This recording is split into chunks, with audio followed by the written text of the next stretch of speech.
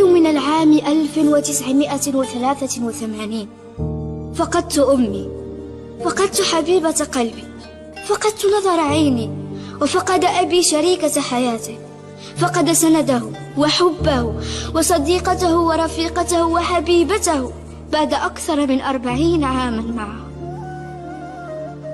فجاءت هذه الصدمة لتصف به، وهو القوي الراسخ الوقور، الجبل الذي لم يكن يتزعزع أمامنا. عصف به فقد لطيفة، فلم تعد حياته كما كانت.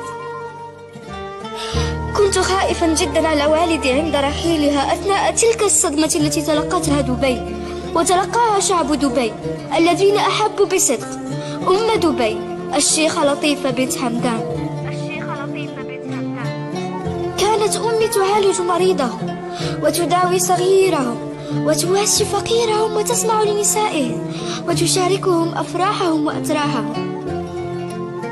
كنت أراها عندما تشرف على إعداد الطعام تأبى إلا أن تشارك الجيران والأقارب والضيوف طعامنا. من مثل أمي؟ من مثل لطيفة؟ كانت جنازتها مهيبة، أحضرها الآلاف وبكى فيها الآلاف على أمي أم دبي الشيخة لطيفة.